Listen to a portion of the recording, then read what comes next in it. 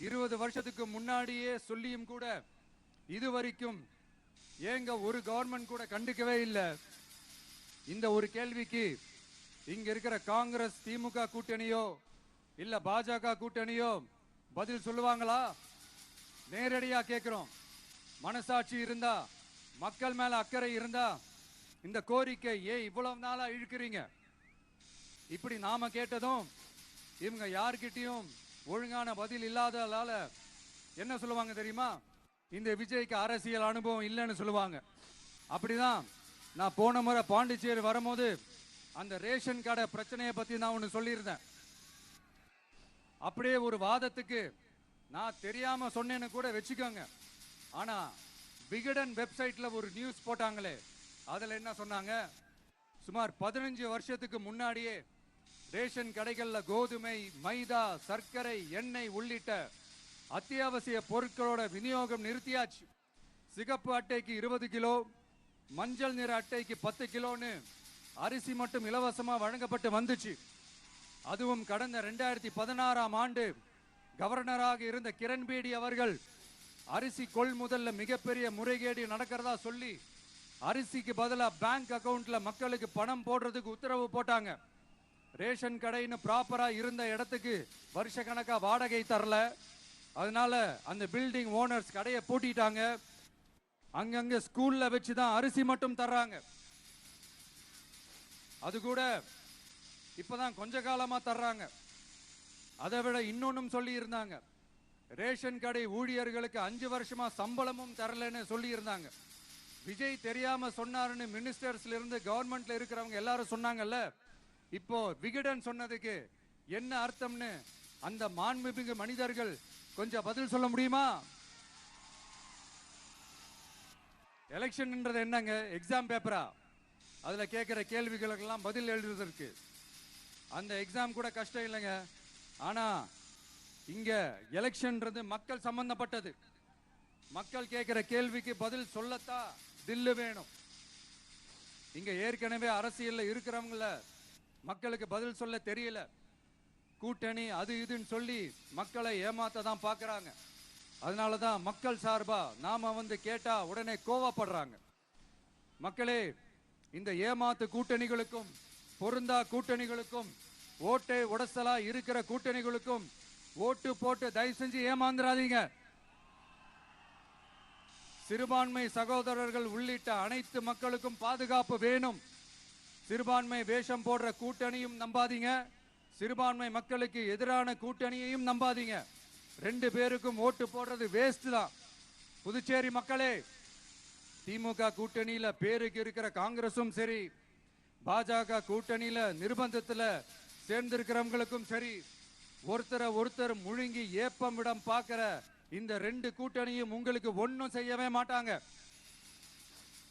உங்களுக்கு நல்லாட்சி வேணும், நம்பிக்கையான ஆட்சி வேணும். அதனால இந்த தீய சக்தி திமுக இருக்கிற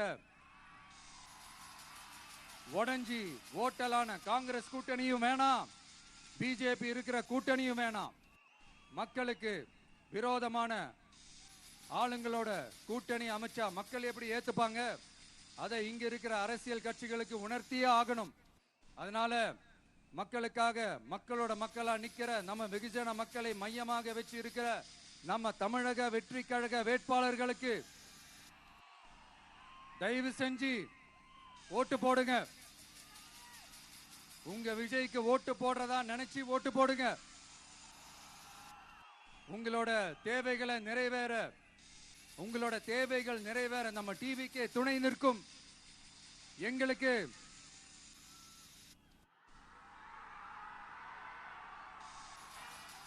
ஒரே ஒரு வாய்ப்பு கொடுங்க.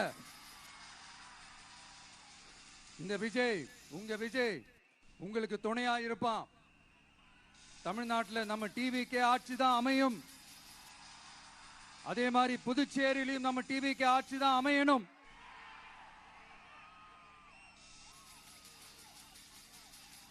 புதுச்சேரி மக்களோட தேவைகள் நிறைவேற, புதுச்சேரி மக்களுக்கு பாதுகாப்பான ஆட்சி அமைய உங்க சின்னம், நம்ம சின்னம், வெற்றி சின்னமான விசிலுக்கு தயவு செஞ்சு ஓட்டு போடுங்க.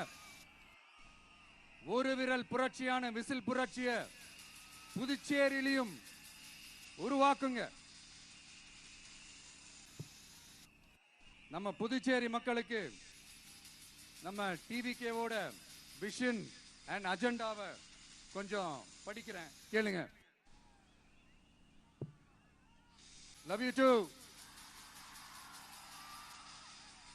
துணை நிலை ஆளுநரின் தலையீடு இல்லாத முழுமையான மாநில அந்தஸ்தை பெற சட்டப்படி 100% முயற்சிப்போம். நமது டிவிகே அரசு அமைந்த 6 மாதங்களில் உள்ளாட்சி தேர்தல்கள் நடத்தப்படும். 25,000 ரூபாய் மகப்பேறு உதவித்தொகையாக வழங்கப்படும். அனைத்து அரசு வேலைகளில் உள்ள காலி பணியிடங்களும் நிரப்பப்படும். 100% பயிர் காப்பீடு வழங்கப்படும். மீன்பிடிக்க செல்வோருக்கு லிட்டருக்கு ரூபாய் 20 டீசல் மானியம் வழங்கப்படும். ஒவ்வொரு குடும்பத்திற்கும் ரூபாய் 25 லட்சம் மருத்துவ காப்பீடு வழங்கப்படும். வறுமை கோட்டிற்கு கீழ் உள்ள குடும்பங்களுக்கு 200 யூனிட் வரை கட்டணமின்றி மின்சாரம் வழங்கப்படும். State university Puducherry university of applied sciences and arts உருவாக்கப்படும். காரைக்கால், மாஹே மற்றும் ஏனாம் ஆகிய பகுதிகளில் 25% வளர்ச்சி செலவினங்களுக்கு உத்தரவாதம் அளிக்கப்படும். தேங்க்யூ.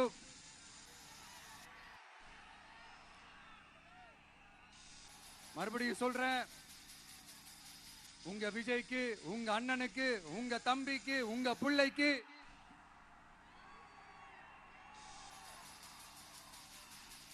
ஒரே ஒரு வாய்ப்பு கொடுங்க. நம்மளுடைய புதுச்சேரி வேட்பாளர்களை தயவு செஞ்சு வெற்றி பெற செய்யுமாறு அன்போடு கேட்டுக்கிறேன். கான்பிடண்டா இருங்க, நல்லதே நடக்கும், வெற்றி நிச்சயம்.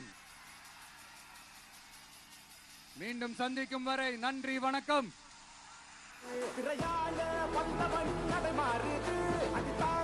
மக்களுக்கு குடையாகுது.